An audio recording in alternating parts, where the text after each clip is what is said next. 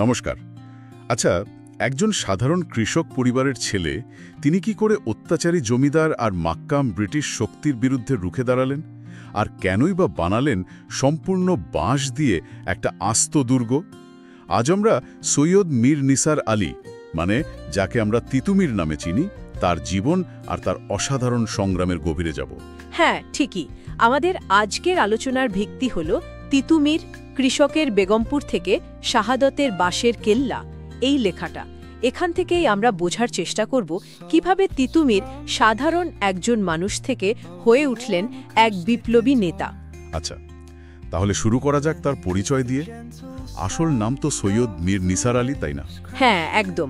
জন্ম সেই 1782 সালে 24 পরগনার চাঁদপুর গ্রামে, এখন যেটা পশ্চিমবঙ্গে।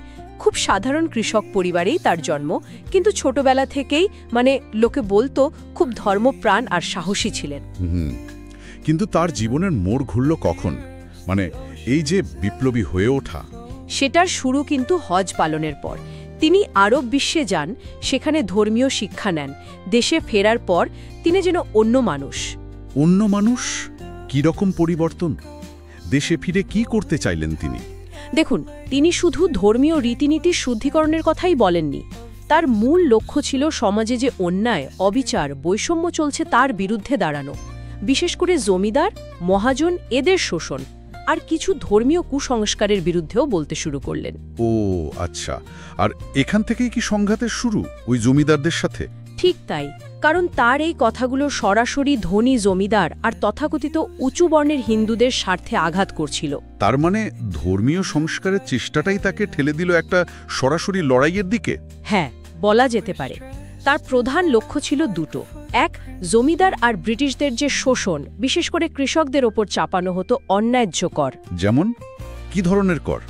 যেমন ওই দেহাটি বা সালামি, এগুলো আসলে বিভিন্ন পূজা বা অনুষ্ঠানের অজুহাতে জমিদাররা জোর করে আদায় করত। তো এই শোষণ বন্ধ করা। আর দুই, সমাজের ন্যায় বিচার প্রতিষ্ঠা করা। এই চাওয়াগুলিই তো সেই সময়ের ক্ষমতার ভিত নাড়িয়ে দিয়েছিল, তাই না? তা তো বটেই। আচ্ছা, এই লড়াইয়ে তিনি কাদের পাশে পেলেন? একা তো লড়েননি নিশ্চয়ই? না না, একা কেন? তিনি সাধারণ কৃষকদের একজোট করলেন, নিজের একটা বাহিনীও গড়লেন, যেটাকে বলা হয় মুজাহিদ বাহিনী। এরা ছিল মূলত ধর্মপ্রাণ কৃষক স্বেচ্ছাসেবক, একটা প্রতিরোধী দল বলা যায়। বাহ!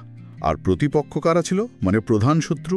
স্থানীয় জমিদাররা তো ছিলই, যেমন কৃষ্ণচন্দ্র রায়, তার নামটা বেশ শোনা যায়। জমিদারদের এই বিরোধিতা দেখে সাধারণ কৃষকরা কিন্তু আরও বেশি করে তিতুমিরের দিকে ঝুঁকে পড়েছিল। বুঝলাম, কিন্তু শুধু কি স্থানীয় জমিদার? ব্রিটিশরা তারা কিভাবে দেখছিল এসব? ব্রিটিশ সরকার এটাকে আর শুধু স্থানীয় গোলমাল বা ধর্মীয় বিবাদ হিসেবে দেখেনি।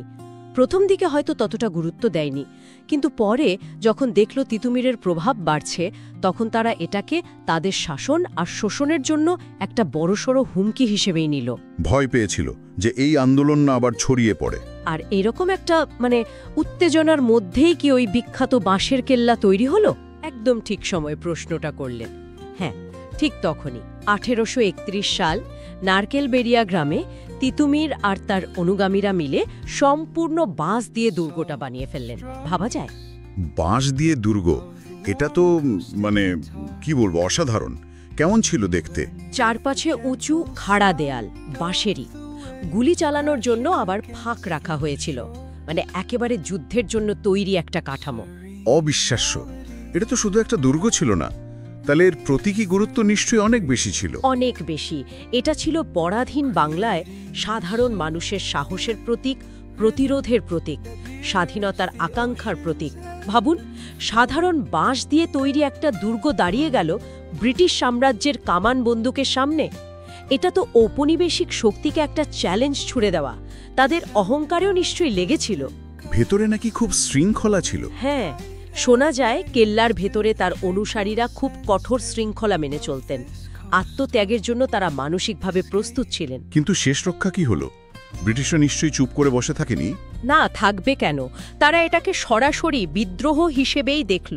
কলকাতা থেকে কর্নেল স্টুয়ার্টের নেতৃত্বে বিশাল বাহিনী পাঠালো, সাথে আবার গোলন্দাজ সেনাও ছিল, কামান নিয়ে এসেছিল। তারপর যুদ্ধ হলো? হ্যাঁ, ভয়ঙ্কর যুদ্ধ। 1831 সালের 19 নভেম্বর ব্রিটিশ বাহিনী আধুনিক কামান দেগে আক্রমণ শুরু করল। তিতুমির আর তার লোকেরা বীরের মতোই লড়েছিলেন, কিন্তু কামানের গোলার সামনে বাঁশের দেওয়াল কতক্ষণ টিকবে? খুব মর্মান্তিক পরিণতি তাহলে। হ্যাঁ, ওই অসম লড়াইয়ে তিতুমির আর তার প্রায় 50-60 জন সবচেয়ে বিশ্বস্ত সঙ্গী শহীদ হলেন। ব্রিটিশরা কেল্লাটা একেবারে গুড়িয়ে দিল, মাটির সাথে মিশিয়ে দিল। কিন্তু তার এই আত্মত্যাগ কি বৃথা গেল? মানুষ কি তাকে ভুলে গেল? মোটেই না। এখানেই তিতুমিরের মহত্ব। তার আত্মত্যাগ এটাই প্রমাণ করে যে স্বাধীনতা বা মুক্তি শুধু অস্ত্র দিয়ে জেতা যায় না।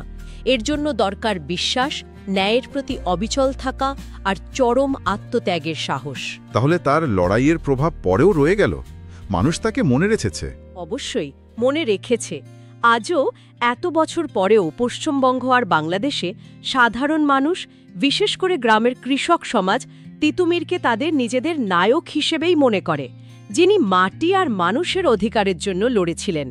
তিনি শুধু ইতিহাসে নন, মানুষের মুখে মুখে ফেরা গল্পেও বেঁচে আছেন। তাহলে তিতুমিরের এই পুরো কাহিনীটা, তার জীবন, তার লড়াই, এটা আমাদের ঠিক কি শেখায়? আজকের দিনে দাঁড়িয়ে এর প্রাসঙ্গিকতা কি? দেখুন, তিনি দেখালেন যে হাতের কাছে থাকা সবচেয়ে সাধারণ জিনিস, যেমন ধরুন বাঁশ, তাই দিয়েই কিন্তু অন্যায়ের বিরুদ্ধে প্রতিরোধের একটা অসাধারণ প্রতীক গড়ে তোলা যায়। তার জীবন আর সংগ্রাম আমাদের এটাই বারবার মনে করিয়ে দেয় যে পরিস্থিতি যতই কঠিন হোক, মানুষের সম্মিলিত ইচ্ছে, তাদের বিশ্বাস আর একতা, সেটা যে কোনো বিশাল শক্তির বিরুদ্ধেও রুখে দাঁড়ানোর সাহস যোগাতে পারে। সত্যি তাই। হয়তো এটাই তার সবচেয়ে বড় উত্তরাধিকার, যে সাধারণ মানুষের সম্মিলিত শক্তি আর মনোবল একজোট হলে কতটা অপ্রতিরোধ্য হতে পারে। এটা একটা বড় ভাবনার বিষয় রেখে গেলেন তিনি। একদম, এই বিশ্বাসটাই আসল।